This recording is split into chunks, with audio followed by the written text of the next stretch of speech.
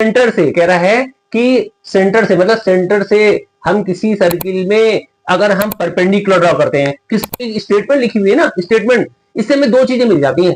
क्या क्या मिलता है हमको? गिवन मिल जाता है, टू प्रूव मिलता है। ये दो चीजें तो हमें किससे मिल जाती हैं? स्टेटमेंट से मिल जाती है। से ए को मिलाया मतलब हमने ओ से ए को ज्वाइन करा दिया, और क्या करा हमने? ओ से बी को भी ज्वाइन करा दिया। ये साइड दोनों में कॉमन थी इसलिए बराबर हो गई। जैसे ही तीन चीजें बराबर हुई तो हमने बोल दिया कि triangle O A M congruent हो गया। प्यारे बच्चों, आज हम सर्किल की पहली थ्योरम, जो कि बहुत इंपॉर्टेंट भी है, बहुत इजी भी है, उसको समझाने जा रहे हैं। हमने एक सर्किल बनाया और हमने उसमें दिखा दिया कि ये ओ एक सेंटर, और जो हम ये थ्योरम पढ़ रहे हैं ना, लिखा है the perpendicular from the centre of a circle to a chord bisect the chord. इसका मतलब क्या होता है? वो ये कह रहा है कि हम किसी सर्किल में, क्या कह रहा है, पर किसी सर्किल में सेंटर से, कह रहा है कि सेंटर से मतलब सेंटर से हम किसी सर्किल में अगर हम परपेंडिकुलर ड्रॉ करते हैं, किस पर? कॉर्ड पर। ये हमने कहा ए बी एक कॉर्ड है, ए बी एक कॉर्ड है, ओ एक सेंटर है, और हम इस सेंटर से कॉर्ड ए बी पर परपेंडिकुलर ड्रॉ कर रहे हैं ओ एम।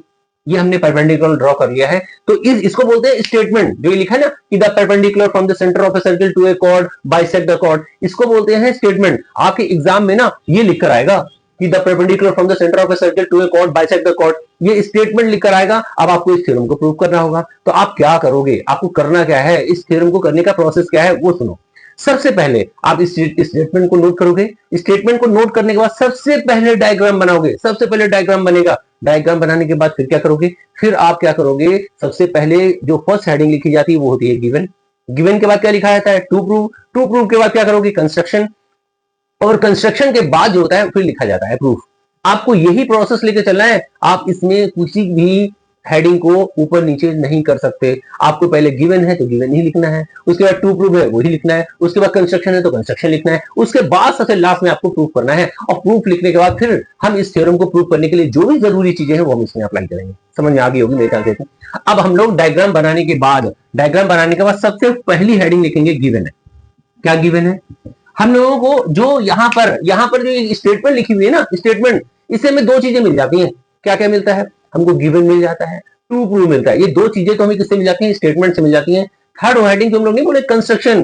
कंस्ट्रक्शन वो होता है जो इस थ्योरम को प्रूव करने के लिए जो जरूरी चीजें हैं, जो हमें अपनी तरफ से करनी पड़ती है, उसको बोलते हैं कंस्ट्रक्शन। तो वो काम जो हम करेंगे इस थ्योरम में उसको बोलते हैं कंस्ट्रक्शन। तो कंस्ट्रक्शन के अंदर आ जाएगा। फिर लास्ट हेडिंग होगी प्रूव करनी है। फिर हम उस कंस्ट्रक्शन को करने के बाद उस थ्योरम को जो सॉल्व करेंगे वो प्रूफ में आ जाएगा। चलिए देखिए, तो सबसे पहले हेडिंग क्या थी? गिवन। गिवन में क्या लिखेंगे? गिवन में वो जो हमको दिख रहा है, जो हमको ये दिया हुआ है ना, क्या दिया हुआ है कि एक सर्किल है, ठीक है, और सर्किल में क्या है? वो एक सेंटर है। और क्या गिवन है हम लोगों को? ए बी एक कॉर्ड है। और क्या गिवन है हमें? ओ एम ए बी पर परपेंडिकुलर है। ये चीजें हमें पता है। तो लिखो यहां पर हमने लिखा a circle with centre O. इसका मतलब क्या हुआ? इसका मतलब हुआ कि एक सर्किल है जिसका कि सेंटर क्या है? ओ है। ये हमको पता है। एक सर्किल जिसका सेंटर ओ है, ये बात हमें पता है। उसके बाद और क्या मालूम था? और यहां पर क्या दिया था? भाई जाहिर सी बात है, सेंटर है तो इसका मतलब है कि ये हो गया सेंटर, ठीक है। सर्किल था जिसका सेंटर है, और उसने कॉर्ड भी बोला है। देखो वहां पर लिखा है कॉर्ड। इसका मतलब क्या हुआ कि ए बी यहां पर क्या है? A B is a chord. हमने लिख दिया A B is a chord. तो जो हमें पता था वो हम लिखते चले गए। पहला क्या पता था कि सर्किल विद सेंटर ओ, यानी एक सर्किल का सेंटर ओ है, और हमें क्या मालूम है? ए बी एक कॉर्ड है। और क्या मालूम है कि ये ओ एम जो था ना, ये परपेंडिकुलर है। ओ एम परपेंडिकुलर है किस पर? ए बी पर। ये परपेंडिकुलर का साइन होता है, यानी हमने इसका मतलब होता है कि ओ एम ए बी पर परपेंडिकुलर है। ये तीन चीजें हमको पता थी इस थ्योरम में, हमने नोट कर लिया। अब आपने क्या कहा था? गिवन के बाद अगली हेडिंग क्या होगी? टू प्रूव होगी। तो हमने लिखा टू प्रूव। हमने लिखा टू प्रूव। टू प्रूव में क्या लिखा हमने? टू प्रूव में क्या लिखना था? हमें क्या प्रूव करना है? उसने कहा था कि जब सेंटर से सर्किल के सेंटर से जब हम किसी कॉर्ड पर परपेंडिकुलर ड्रॉ करते हैं तो वो क्या करता है? कॉर्ड को बाइसेक्ट करता है। ये बाइसेक्ट करता है, यानी इसका मतलब है हमें प्रूव करना है कि जो एम है ना, ये ए बी को, ये ओ एम परपेंडिकुलर जो है ए बी को बाइसेक्ट कर रहा है। यानी बाइसेक्ट करने मतलब ए एम किसके बराबर होगा? एम बी के बराबर होगा। ये हमको प्रूव करना है। बात समझ आई? ए एम किसके बराबर होगा? एम बी के। ये हमको प्रूव करना है, तो हमने लिख दिया टू प्रूव में। अब टू प्रूव के बाद अगली हेडिंग होती है कंस्ट्रक्शन। क्या होती है? कंस्ट्रक्शन। देखिएगा ध्यान से। अब अगली हेडिंग हमने क्या करा? कंस्ट्रक्शन। हमने लिखा कंस्ट्रक्शन। देखो कंस्ट्रक्शन में क्या करेंगे?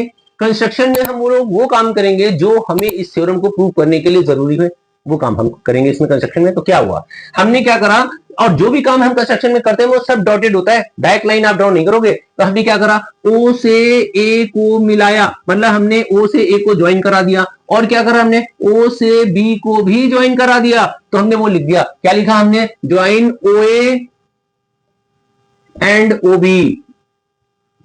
ठीक है, जो हमने करना था अपनी तरफ से करना था, देखो हमने डॉटेड दिखाया ताकि ये पता चले कि ये काम हमने खुद किया है, ये इसमें गिवन नहीं था, ये हमको दिया नहीं गया था, ये काम हमने खुद किया है इस थ्योरम को प्रूव करने के लिए। तो वो सारा काम कंस्ट्रक्शन में होता है, हमने कर लिया। अब देखिए लास्ट हेडिंग होती है प्रूफ। अब प्रूफ में क्या करेंगे, ध्यान से देखिएगा।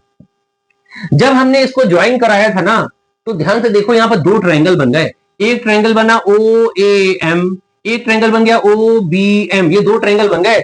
अब हम किसी तरीके से ये चाहते हैं कि इन दोनों ट्रायंगल को कॉन्ग्रुएंट प्रूव कर दिया जाए।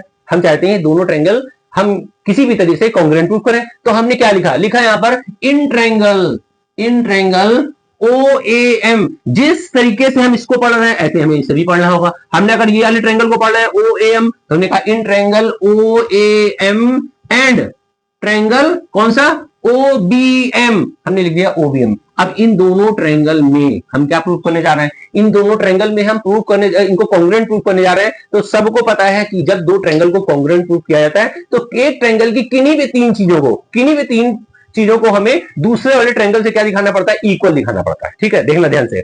हमने कहा इस वाले ट्रायंगल, ये जो ट्रायंगल ओएम है ना, इस ट्रायंगल की देखो ध्यान से देखो, ये ओए साइड इस वाले ट्रायंगल ओबीएम की ओबी साइड के बराबर है।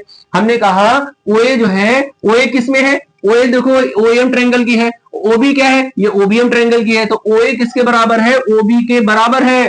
क्यों बराबर है, सबको पता है कि जब सेंटर से सर्कमफ्रेंस को मिलाया जाता है तो वो रेडियस होती है।